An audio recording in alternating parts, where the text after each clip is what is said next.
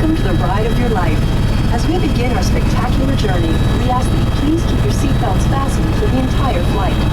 If you're sitting in the front seat, please make sure your feet, arms, and bags do not touch the helicopter controls. But because the local generating tanks that work river water create hydroelectricity, with water level occurring massive cracks in the riverbed. Scientists believe that the erosion caused by these powerful rapids will eventually destroy the Niagara Falls. Thankfully, according to their calculations, it still have about 2,000 years to enjoy them just as they are.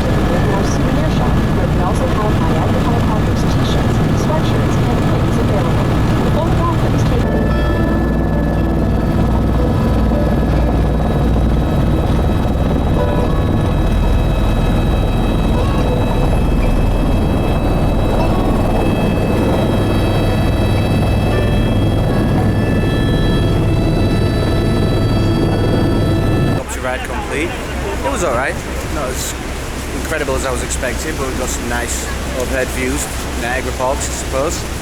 Anyway, I've boarded the boat for the second excursion. This time we'll get a little bit closer to the falls.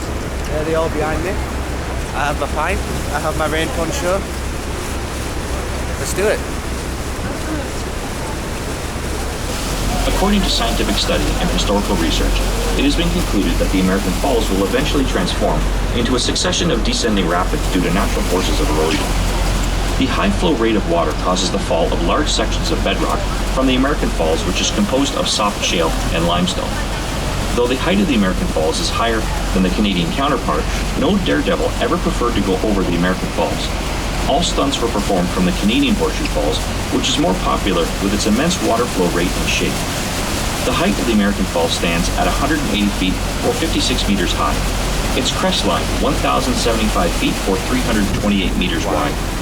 Its water flow, 75,000 gallons or 8,800 liters per second. And a recent notable rock the fall. American In side. 1954, a large section broke other side off of these and fell near falls. the end of Prospect Point. Next is Bridle. I don't know if you can see it. There's a rainbow. It looks like it ends there. They would say you can never see the end of a rainbow, but maybe that's where the pot of gold lies, in Niagara Falls.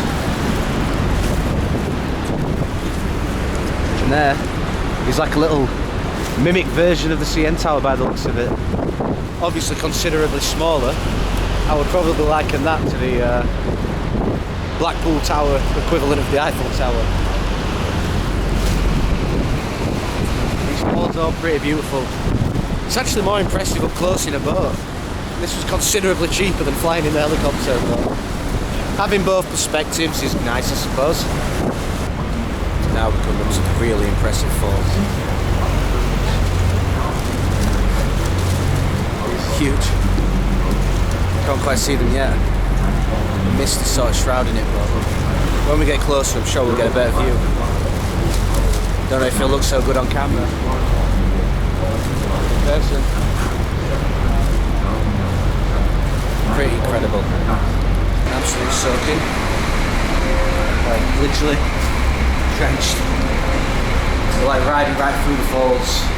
Can't really get quite a good view, to be honest. It's just completely shrouded by mist, and as soon as you go out it's just like you're actually in the falls. I've got to wear these clothes all day, so I just don't want to get too soaked. I'm going to go back outside in a moment.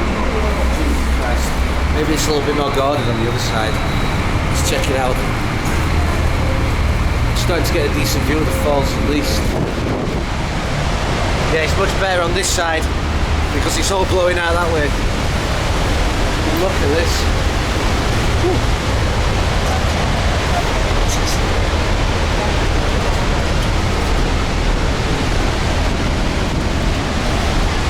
I knew they were big, but this is just wow, man.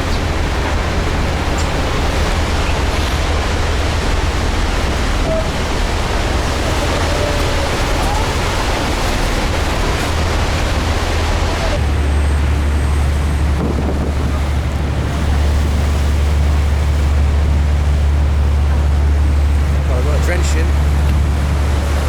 It was worth it.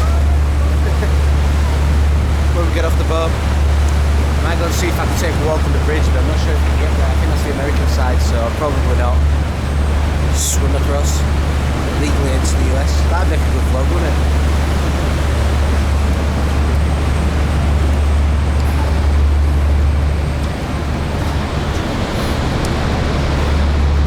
The driver said we're going to have around 4 hours in town. He showed us where the restaurants are.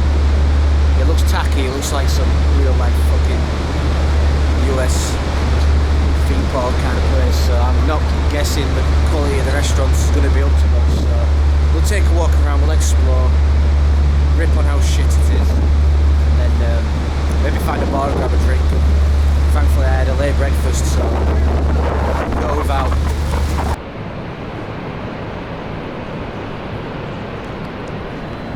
Pretty amazing. Anyway, now I've done the boat and the helicopter, I'm let loose on Niagara. Let's see what it's like. Most likely a complete tourist trap. Probably not even a real town, it was probably purpose built for tourism.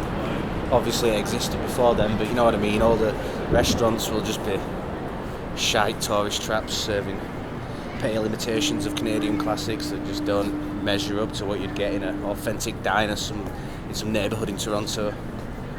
And I've been spoilt for food lately, so I don't want to ruin the winning streak of culinary delights by eating some overpriced bullshit designed to fleece tourists. But let's not judge too hastily. We'll take a little walk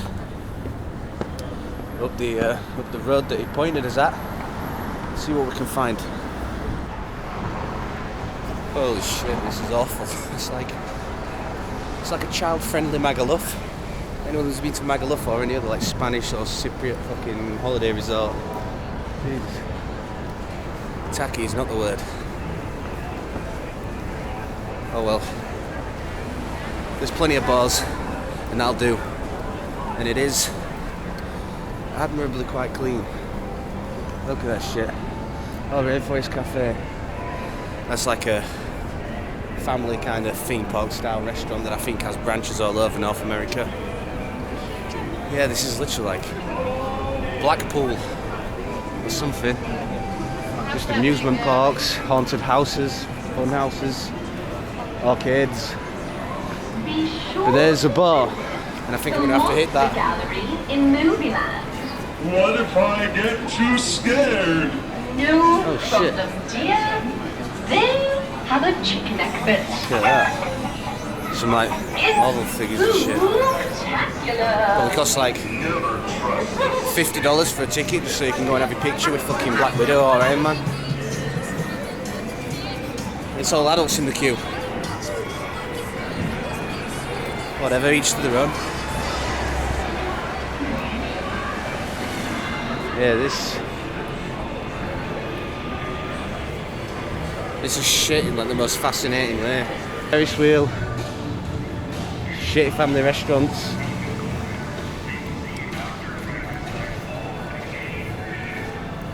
Yeah, this has been completely commercialised. It's so weird that like such a beautiful natural falls had the potential to have a surrounding area of parks and nice places to walk, or at least some classy hotels. But being that we're in North America, they did this to it. They did this to it. What is wrong with you?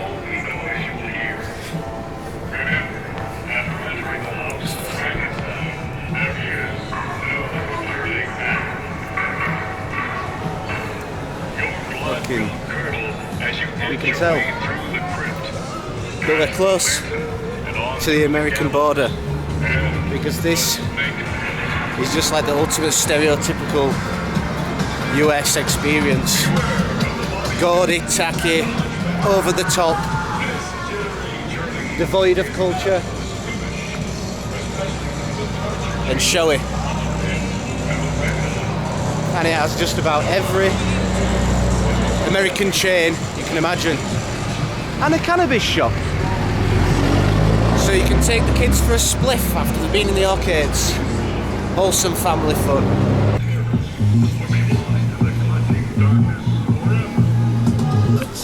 That's supposed to be like a crippled guy, like someone that's a bit damaged.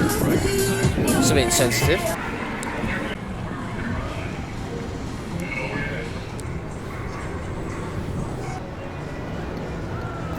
Leave a little tourist trap sort of area of Niagara. We come to what vaguely resembles a real life location, albeit one that is populated by motels. However, I see some houses in the distance, and I'm wondering if, maybe in Canada, just like in the UK, you can walk into a little neighbourhood, a little suburb, and stumble across a nice little pub. Probably not, but it's worth checking out, no? Maybe I can find a local pub. See something, you know, human after getting a headache in that fucking fiend pork from my nightmares. It's nice to get some quiet. There was music blasting on speakers on every street. Some peace and quiet. Just hope there's a bar. These are like the motels you see on American movies where usually there's a murder or someone on the run from murderers or something to do with murderers usually. Let's see. There's got to be a bar. Got to be a bar somewhere. Can't all be motels. If I see some little rundown dive bar where the locals go, I will be very happy. That will make my trip. Fuck the falls, fuck the helicopter, the dive bar will be the highlight. I don't feel like there's going to be any bars. This is just like a rundown neighbourhood. Although I can smell donuts coming from this food plant, and it smells amazing. Doesn't look to me like there's going to be anywhere to drink at all. I mean, look at this place. Nah, it's just houses and motels and places of work. Really, there's nothing. But it's quite lovely and peaceful, you know? These houses are probably quite cheap. Like, this is like a working class neighbourhood, but really, I'd live here. It's quite nice, but looks like we're going to have to go back to the lovely hub of culture in Niagara. Oh well, we tried. So it's almost time to leave, move on to our next step, which is apparently we're going to be tasting some like syrups and fudge or whatever. I don't know. Not my type of tasting sessions. I prefer alcohol and savoury foods over sweets, you know. It all just tastes like sugar to me, but whatever. Might be interesting, might prove me wrong. But I just spent the last hour or so in a bar.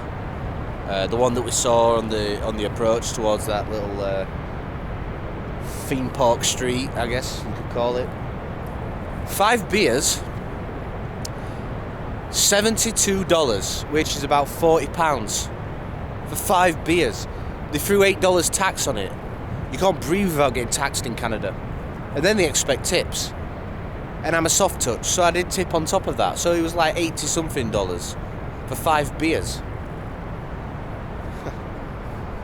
If I spend that much money on alcohol in England, I'd need an ambulance. That wasn't even enough to make me need a piss. I'm here now at the Maple Trail place, another stop on our little trip. Apparently we are going to be trying out some maple syrups. Personally, I think maple syrup all tastes like the same thing, sugar, but maybe it'll prove me wrong. Maybe this will be good. Thank you very much.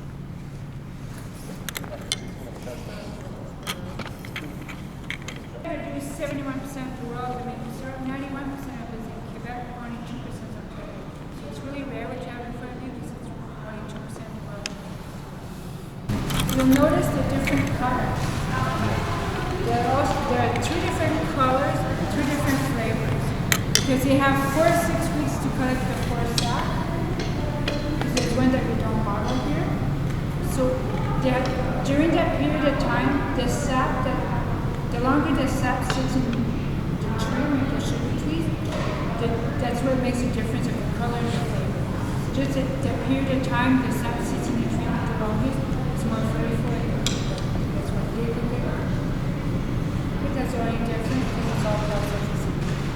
So the first one you can sample is golden. Golden is good to use as a sweetener for coffee, tea, ice cream, fruit, cereal, yogurt, because there's not much ice.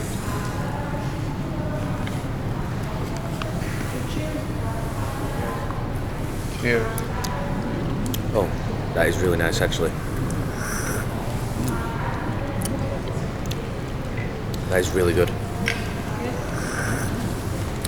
Second one you're going to sample is amber. Amber is rich flavor, is the most popular one for pancakes and waffles. Let's give amber a go.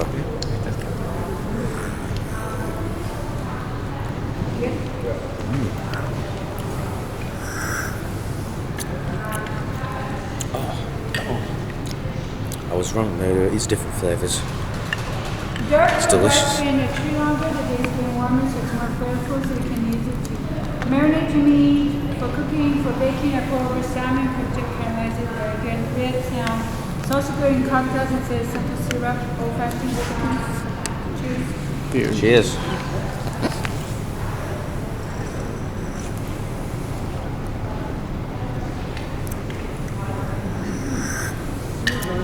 That tastes more like the one that I get at home in England.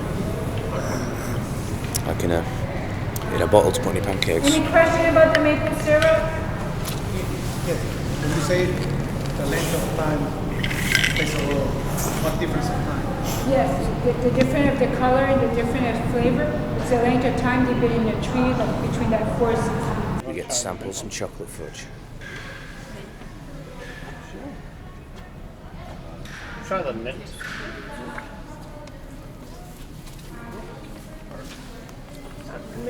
I think I'll go for the maple. Thank you. Could I try the maple chocolate, please? Thank you very much.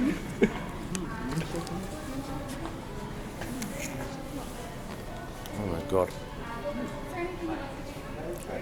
Oh my god. That's pretty good. What did you get? Is it good?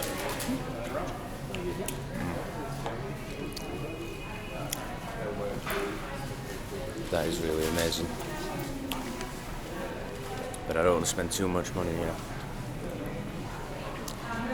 So for now, toilet break, then I'm going to try the maple beer, which is what I'm most excited for. Of course, when you invite me to try beer. But back on the bus, the driver informed me that unfortunately they can't give free samples of the beer, thanks to the law.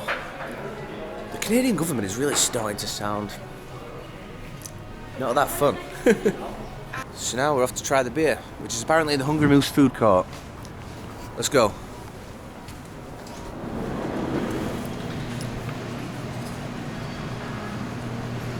You can see a sign for it.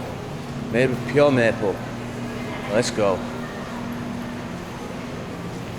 Maple roller. Oatmeal stout. 13 Canadian dollars. For the size of a Coke can. That is crazy. That is absolutely crazy. This better taste good. Let's try it.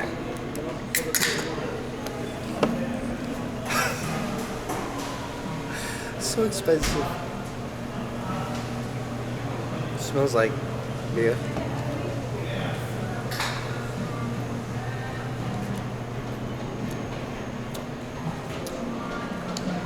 I mean, it's not bad, it's a decent beer. But for that price, you can keep it really. I mean, I'm just being mugged off. What the hell?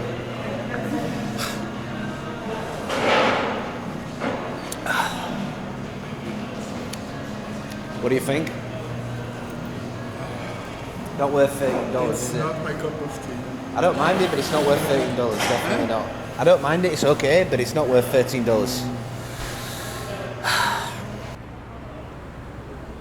Here is the deadliest point. Apparently this whirlpool, if you get sucked into this, you can last there any time between half an hour and 5 days. I don't know about you, but I can't swim for 5 days straight. Nobody's coming to save you if you fell in there. Deadliest point in Niagara Falls. And it looks so peaceful, strangely.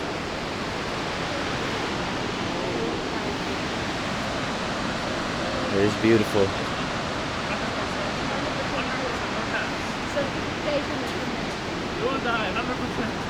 How much money if I swim it and survive? Well, if you're a pro swimmer, you have a chance. If you are a pro, like Like Michael Phelps or something? yeah, something like Olympic style, then. But if you're not that, You're dead. you're dead. Yeah, I won't take my chances then. I'll just stand by it from above.